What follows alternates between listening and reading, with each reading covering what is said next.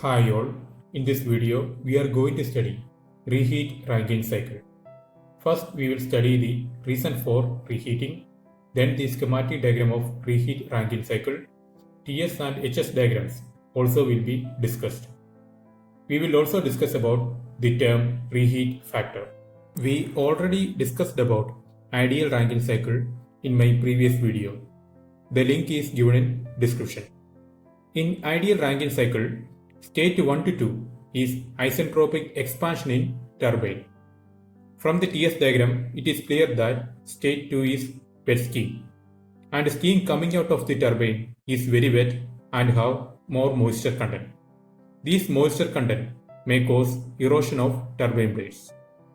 So it is better to keep the steam more dry in expansion process. For this purpose, we use a method called reheating of steam.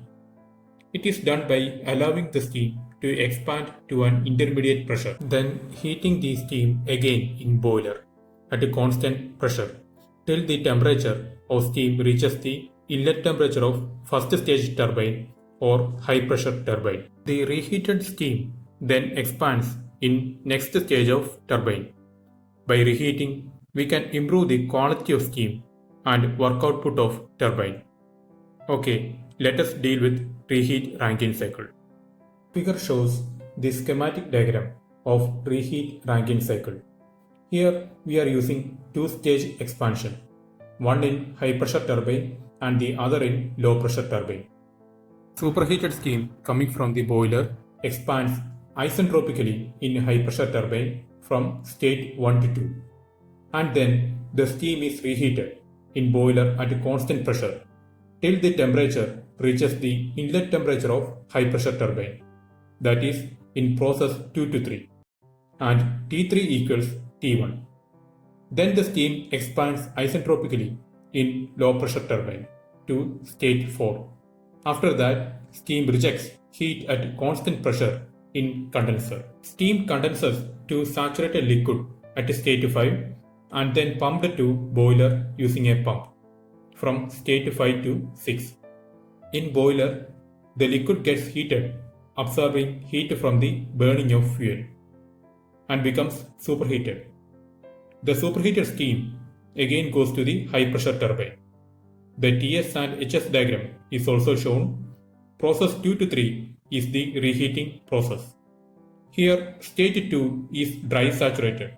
It can be wet or superheated steam depending on the conditions. Now, let us do some analysis on reheat Rankine cycle.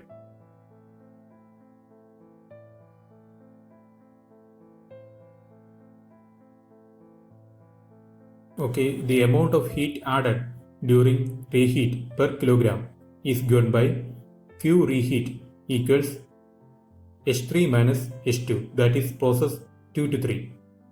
Total heat input, that is heat added in boiler plus heat input in reheating, that is Q in equals H1 minus H6 plus H3 minus H2.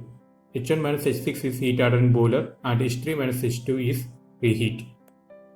The total work done by turbine per kilogram is given by work done by high pressure turbine and low pressure turbine, that is WT equals H1 minus H2 plus H3 minus H4, and pump work per kilogram is given by WP equals H6 minus H5, and heat rejected in condenser per kilogram is given by Q out equals H4 minus H5. Now we can write thermal efficiency. It is given by net work output, that is WT minus WP by Qin, or WNet by Qin. We can also write as Qnet by Qin. Okay, next is reheat factor. We studied that in turbine, steam undergoes isentropic expansion, but in actual case, it is not. Considerable friction is always involved when steam glides over the blades. Due to these irreversibilities, actual enthalpy drop is lesser than isentropic enthalpy drop. Figure shows the three-stage expansion of scheme in HS diagram. If there is no irreversibilities, scheme will expand isentropically from 1 to 2s. But in actual case, there is irreversibility, so scheme expands from 1 to 2. The process is not isentropic. Similarly, in stage 2, scheme expands from 2 to 3 instead of 2 to 3s due to irreversibilities. And in stage 3, scheme expands from 3 to 4 instead of 3 to 4s because of irreversibilities. If there is zero irreversibility in all three stages, scheme will expand from 1 to 5s isentropically. Okay, we can write this stage efficiency as actual enthalpy drop by isentropic enthalpy drop.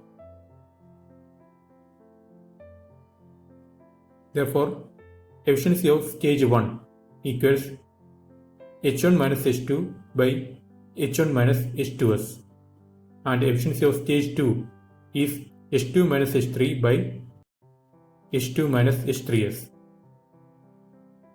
Efficiency of stage 3 equals H3 minus H4 by H3 minus H4s.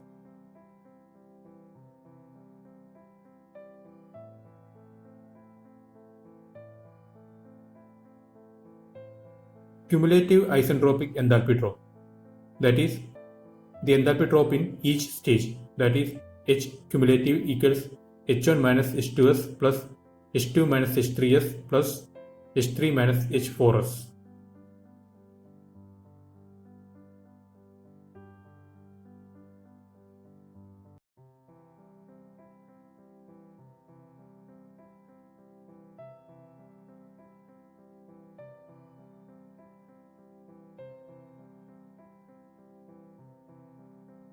If there is no irreversibility present in the expansion process, then scheme will expand isentropically from state 1 to state 5s.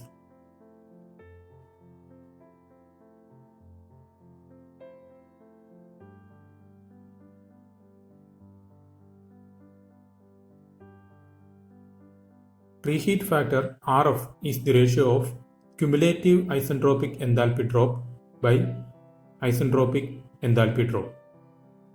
That is RF equals H cumulative by H1 minus H5s, or RF equals H1 minus H2s plus H2 minus H3s plus H3 minus H4s by H1 minus H5s.